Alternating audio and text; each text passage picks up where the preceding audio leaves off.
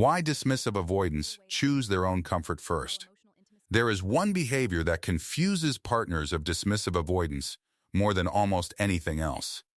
Why does someone who cares about you repeatedly choose their own comfort first? Why does emotional closeness seem to lose against distance, silence, and independence? And why does love sometimes appear weaker than their need for personal space? The answer usually has less to do with selfishness than people assume at first.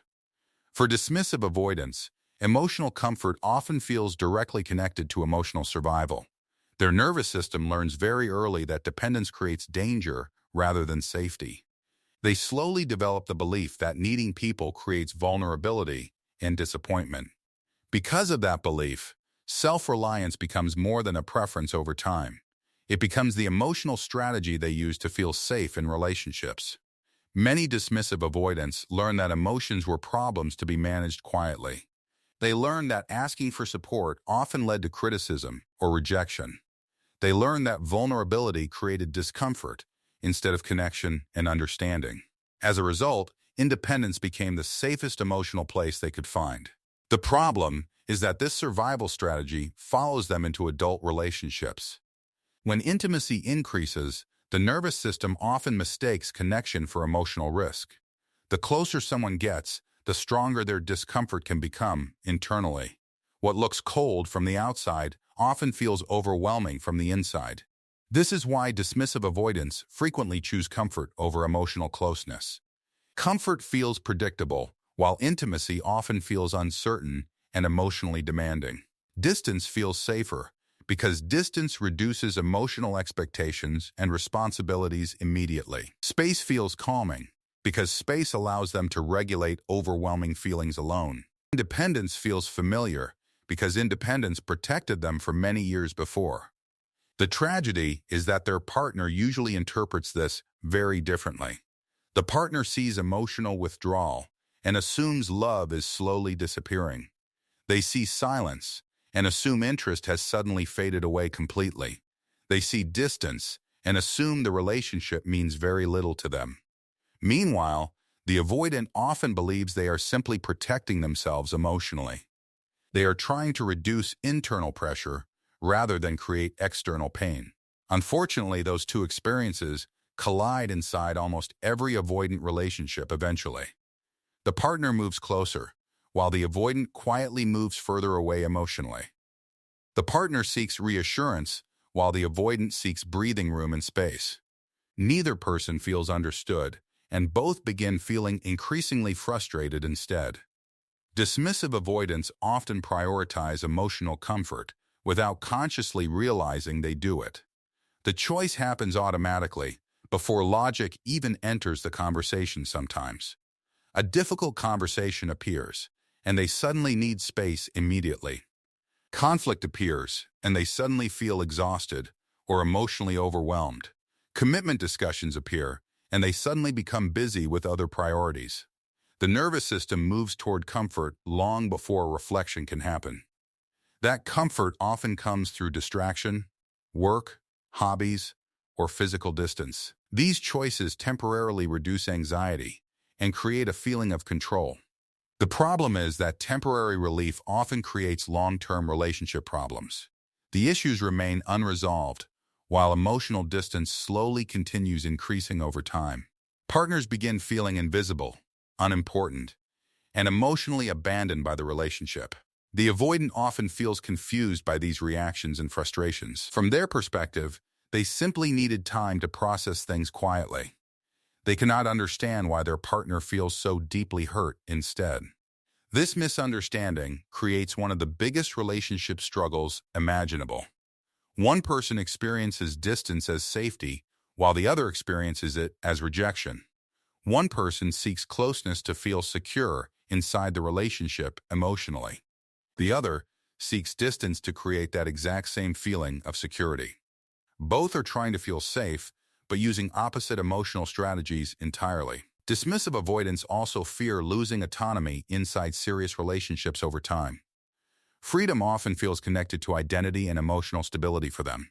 When relationships become intense, they sometimes fear losing themselves completely. They worry about expectations growing faster than they can comfortably handle. They worry about becoming responsible for emotions they cannot manage themselves. They worry that commitment will slowly remove their independence and freedom. As a result, comfort often wins the internal battle against connection. Choosing themselves feels safer than risking emotional overwhelm or dependency later. This is why dismissive avoidance sometimes appears surprisingly self-focused during conflict. While others focus on repairing connection, they focus on restoring comfort first. While others move toward discussion, they move toward emotional regulation alone. Neither approach is automatically wrong, but the imbalance creates problems quickly. Relationships require moments where personal comfort must become temporarily secondary. Healthy intimacy sometimes requires discomfort, vulnerability, and difficult conversations together. Dismissive avoidants often understand this intellectually, but struggle emotionally with it. Their mind understands while their nervous system sends different signals entirely. This is why they sometimes pull away from people they genuinely love. Love does not automatically erase attachment patterns developed over many years.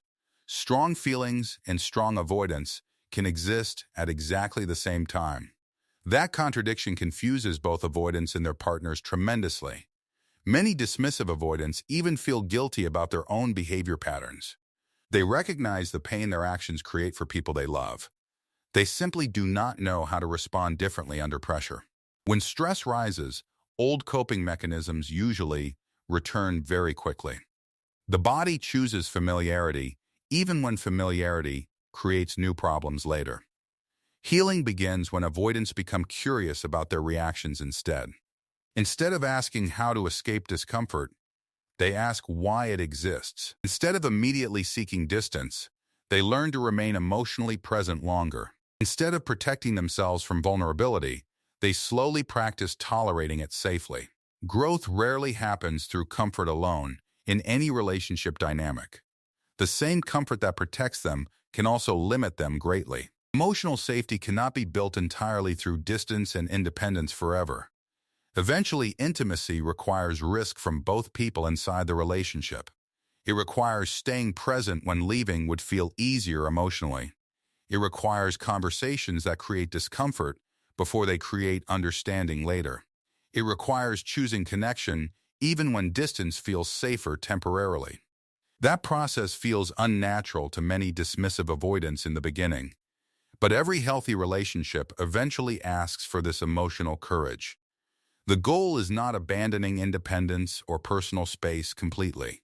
The goal is learning that connection and freedom can exist together.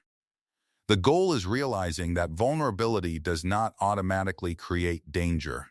And the goal is discovering that intimacy does not require losing yourself. Because the truth is that comfort has limits inside relationships. Comfort protects people from pain, but can also protect them from love.